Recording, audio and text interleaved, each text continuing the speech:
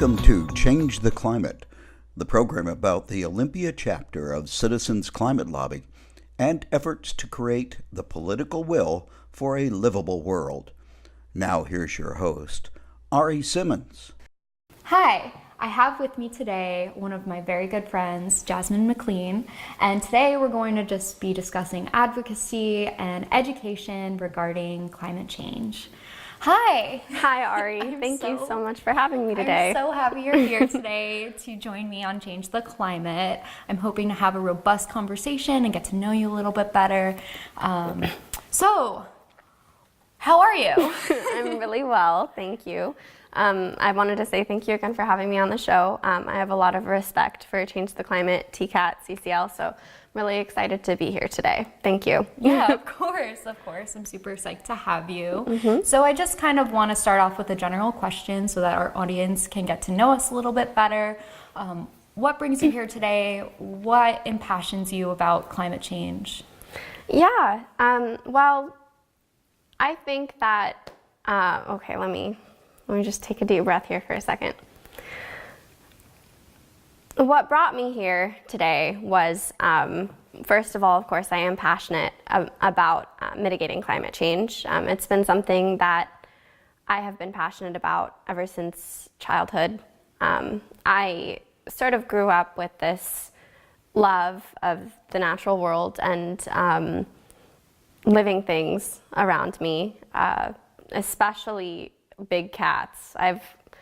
I grew up watching, nature documentaries when my friends were watching SpongeBob, and I just fell in love with cheetahs and tigers and lions, and I would even have dreams about them. And I ended up actually discovering, of course, that most species were considered endangered, and it was like the first time that my heart ever broke. So I had to figure out why, and at first I thought, oh well, poachers, and then I realized that the problem was actually much, much deeper than that and had its roots in a very long history of human beings exploiting our environment and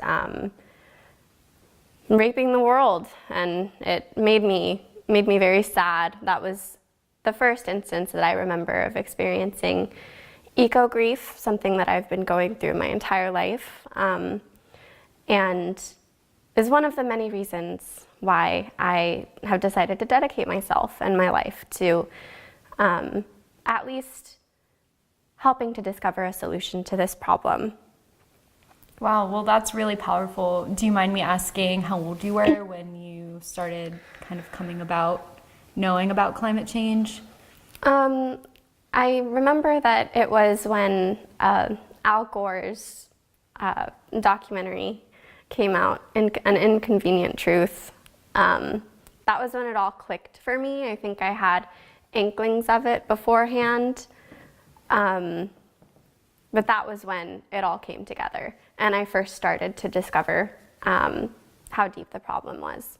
Wow. Yeah. So you and I have a really interesting relationship. For our viewers that don't know, we actually met several months ago toward the end of Initiative 1631. And we both were collecting signatures for that initiative. And we've just our lives have just kind of paralleled each other since then. We are coworkers with Olympia Community Solar. We work on a number of projects, like we're both campaign managers for various people in local the community. Elected officials. So our lives parallel, and when you had mentioned that it was Al Gore's documentary that really solidified the urgency of climate change. Was it the same for you? It was the same for me. So. How interesting. Yeah. We have similar ages, so I think that makes sense. Yes, and I also love big cats. Yep. So that is just so you have a big little one at home. I do. Gigi. Yes. I love my cat so much. And he is like my baby and definitely inspires me to make the world a better and cleaner place for him as well. It's a good reminder, talking about species other than humans, why it's so important to have a world robust and full of these creatures. Biodiversity is so important. And I've always sort of associated my passion with beings that aren't human, with the little miracles of life that are around us every day. And every time I look into a cat's eyes, I see that. I'm reminded of that. And that's why I love them so much. Me too. Yeah. And another really interesting and cool way that our lives parallel each other is that we're both academics and we both believe in the power of education and relaying that education and activism and in teaching roles. And I understand that you are going to graduate school yes. in just 2 months now in July. And can you explain your program and why that's important to you? Of course, yeah. This is actually something that I'm very excited about. I was just accepted into the University of Vienna of Economics and Business. Actually, it's the Vienna University of Economics and Business. There's a international program. It actually caters a lot to international students, so I'll be studying in English, not German. And one of the programs that is international is entitled Socio-Ecological Economics and Policy. So it's an interdisciplinary, holistic approach to both economics and policy that integrates sociology and social sciences as well as economics, but ecological economics. So for some of our viewers that aren't familiar with ecological economics, it's the approach to our financial system, our human system, with the understanding that perpetual growth is not going to result in prosperity necessarily. It may ultimately result in a crash, and instead we should be focusing on how to develop sustainably instead of continuing to grow indiscriminately. So anyway, from that approach, we will be studying different types of environmental policy and figuring out what the best approaches are, actually on an international scale. There are multiple different things that I can choose from to concentrate on, and I chose to concentrate, of course, because of my passion on environmental policy and also social welfare policy. So, because I think that one of the prerequisites to having a sustainable human system is to have humans that have their needs met. Otherwise, how can someone focus on saving the world when they can't even find food for themselves or find adequate shelter? Another key thing that students in the SEEP program, SEEP, that's the abbreviation. Another thing that students within the SEEP program can concentrate on is migration policy, which is a huge, huge issue. And I still haven't really decided whether or not that's something that I would like to focus on, but that's another really key thing. So. Wow, that's amazing Yeah. and incredible, and thank you so much for taking your time and your energy to really focus and concentrate on the intricacies of those issues. Of course. A move to Vienna is no small thing, and I believe that you're going to learn a lot there. As someone who has also traveled across a country to attend grad school, I'm really happy to be your friend and offer any support I can to you on this journey, whether that be peer revision or anything that you need. Just Thank you, Ari. Text me if you need some sanity. I'll take you up on that. And I'm hoping to come and visit you. Of course. Yep, and you're bringing grandma, which Yes, is just I am. really Bringing my amazing. grandmother. Yes. So I'm hoping to bring my grandma with me too, so that we can all be friends on that Sounds journey. good. We'll be a big happy family. Yes. And how long is that grad program for you? It's 2 years. Amazing. 2 years in Austria. Very cool. Yeah, I'm really excited about it. Yes. It's just 2 years mostly working on a thesis. Yep. So that's going to be really interesting and researching. So I'm a little bit concerned about the language barriers and studying like Austrian policy. I don't know how that's going to work if everything's in German, but I'll make it work. Absolutely. And then where do you see yourself, in a few years post degree? What sort of work do you want to be involved with? I've given this a lot of thought. Right now, I'm focusing on possibly getting an internship at the UN, the United Nations. There's actually a general United Nations base in Vienna, very near my university, and so if I were to cinch that, I would have some experience and maybe even be able to work there eventually. I've always been interested in working for international organizations, especially the UN, because I think that is one of the, again, another prerequisite to solving this crisis. We need to have a coordinated approach with all countries in order to be able to address this.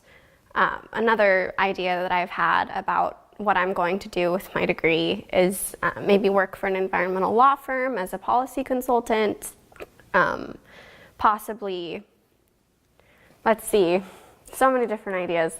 I mean, it's endless. I could be a policy consultant or a policy analyst, a policy writer, environmental policy mostly, I think. That's always been where my passion has lied. Well, that's incredible, and the world needs leaders like you to be in those seats and to give your perspective and your experience and tell your story about climate, and that's so awesome and so empowering and amazing. Thank you very much. And I'm really excited for your journey with that. And I know that you've been focusing on a number of community actions and involved in community organizations, and that's also really powerful. So I was wondering if you'd be able to speak to your experience with that and how your work here in Olympia and for the state will kind of progress you into focusing on things at a more national and international level. Of course. Most of the things that I can tell you about my advocacy work, you already know about. Because you've helped to mentor me through a lot of those experiences. But of course, for our viewers, Ari and I have worked together on the 1631 campaign. That was sort of my debut into working on campaigns that were for initiatives. So I learned a lot about that.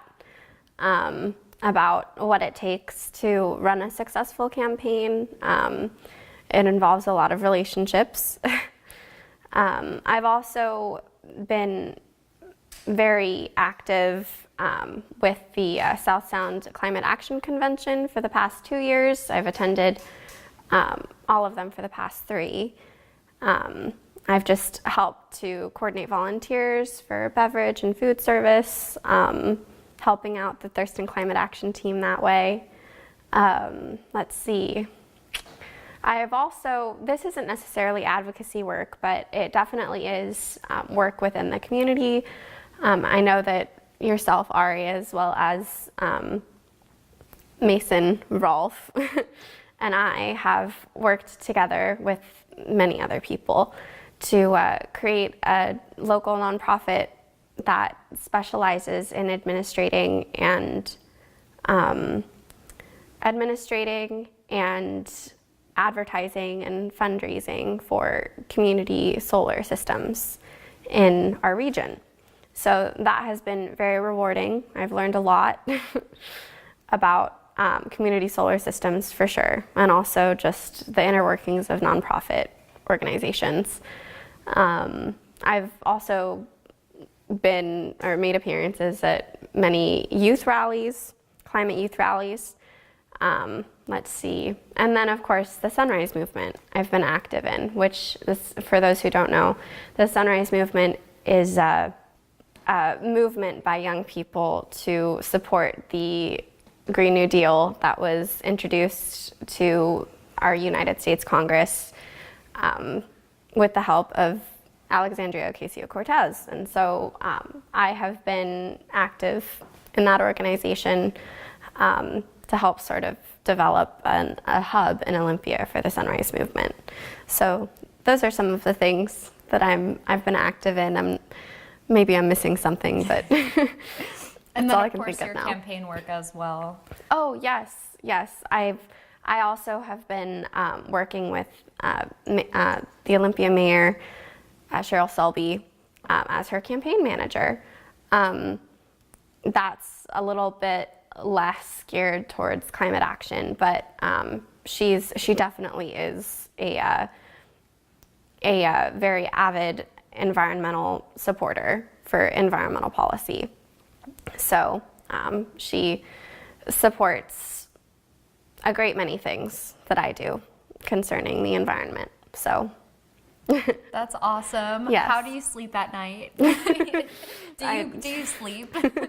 I do. I have to get 8 hours no matter what. Otherwise, I'm a crazy person. Yes, I don't know how I do it. I need to too. Otherwise, Yes. I'm a complete zombie. But you are someone who is energized and empowered by climate change and by progressing on climate issues, whether that be through conservation, through renewable energy, through equity and economics. You're integrated into all of these things and you're giving so much of yourself. What is some advice that you would give to someone looking to become engaged and empowered by these issues? Personally, it's always been my view that almost everyone around the world right now is experiencing at least some level of grief when it comes to the loss of biodiversity, land, air quality, water quality around our world. And I would like to say to anyone around the world who is experiencing that or looking to attempt to make a positive change the way that so many of us have been, what I would say is the world and our environment is in pain right now or is suffering. But you're not alone. Yeah, exactly. Like, we are in a community that is aware of these issues. I think with every organization that we've been a part of, Jazz, from Olympia Community Solar to Sunrise to Climate Reality to any community that has invited us to speak on these issues, is giving us an opportunity to share our story and our experience and get some of that emotion and grief out. I think we live in a society and a community that is forced to not talk about the things that bother us on a daily basis. Exactly. And it's making ugly appearances in our communities, shootings, awful Acting natural out. weather, natural weather disasters. All of these occurrences, yeah. My advice to a great many people who may be out there experiencing different levels of grief about the loss or degradation of our environment would be that even though it may seem hopeless, even though the situation looks dire, it doesn't matter. We need to do everything that we can do to try to protect our environment.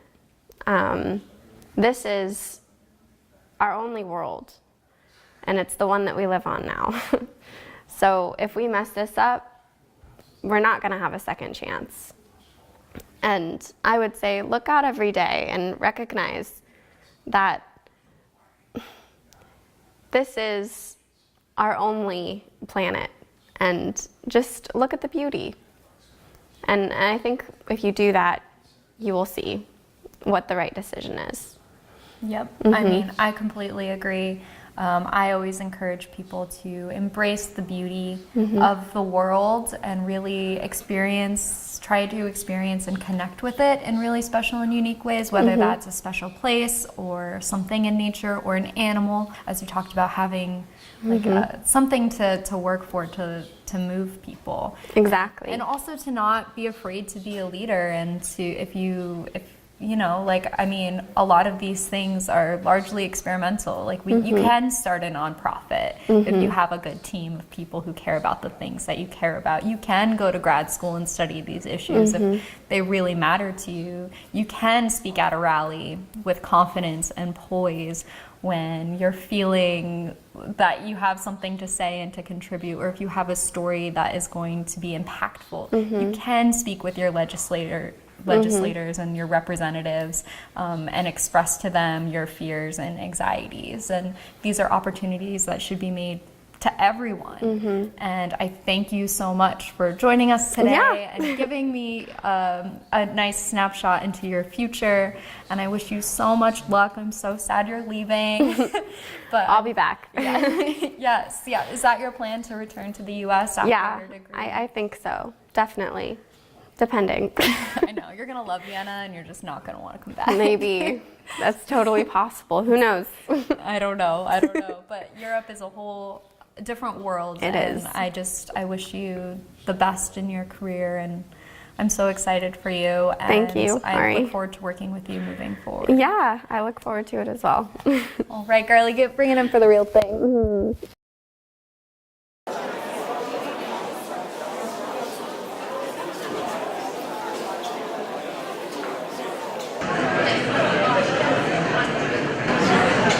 Good morning, Thurston County.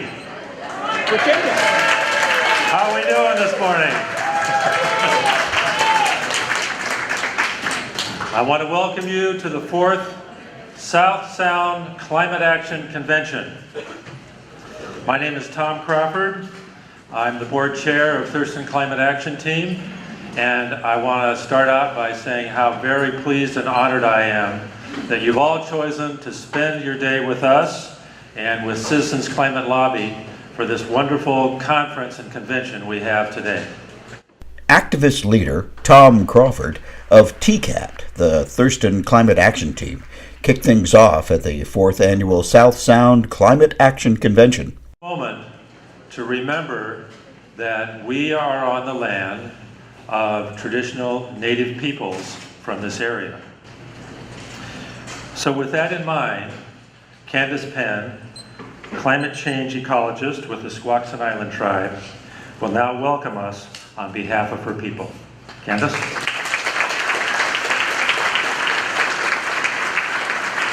Hello and good morning, everyone. Thank you, Tom, for that warm introduction.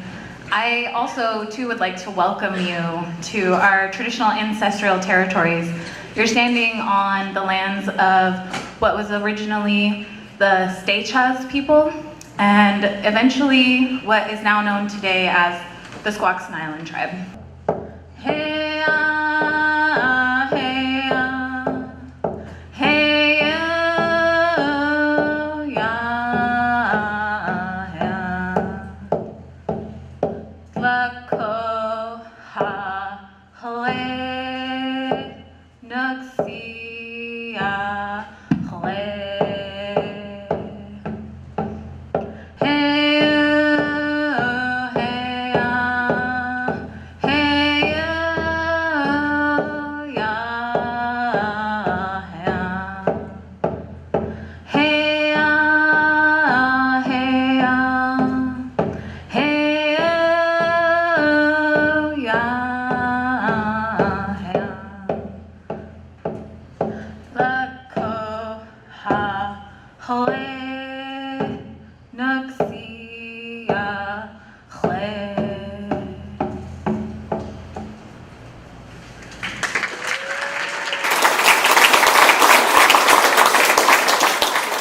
Citizens Climate Lobby and TCAT co-sponsored the gathering on Saturday, April 13th at Olympia High School. The over 300 attendees from around the Northwest had their choice of 32 sessions on topics ranging from electric cars to environmental grief, and from the changing climate's effect on healthcare to regenerative agriculture. Worse, you start selling maybe a car, or maybe you sell jewelry or something, or rent a room or something, and then maybe you take on some debt, and you're starting to lose your resilience and your ability to stay at this place. And then if it keeps getting worse, you might sell your goats.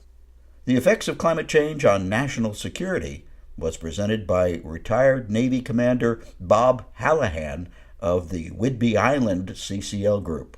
How much the migration to the southern border is the effects of climate change you're talking about The takeaway versus... for you guys is when you talk to people about climate change, say, hey, migration is going to affect our national security. It's definitely going to. Migration is partly caused by climate change. It's going to make a lot of it worse. Mike Kelly from Bainbridge Island CCL explained the Bipartisan Energy Innovation and Carbon Dividends Act. We're going to have to do this, if we're going to really address climate change, we're going to have to do this for 25, 30 years. This is not a 2-year, 4-year kind of thing. And so we need... The Washington State CCL co-coordinator, Louise Stonington, talked about the economic aspects of clean energy. We live like kings couldn't even imagine hundreds of years ago.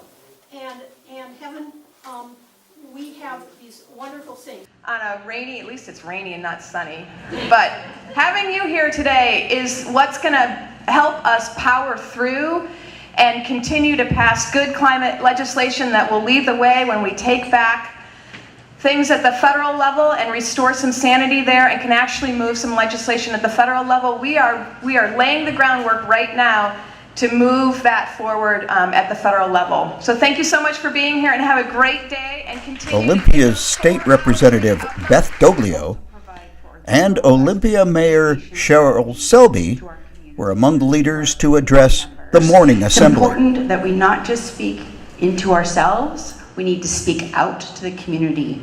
We need to take what you are going to learn today in these workshops and spread it further and further and further, because I've had the privilege of being able to travel across this country and in some cases internationally.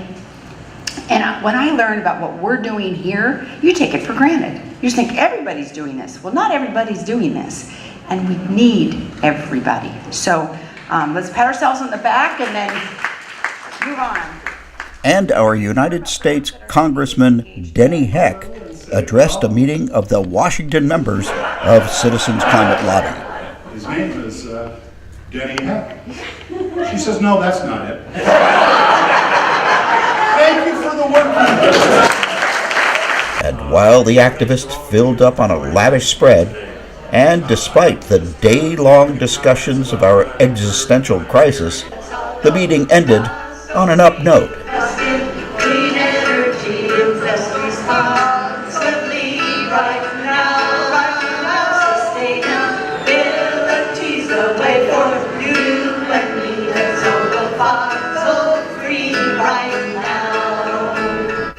For Change the Climate, I'm Ed Erickson.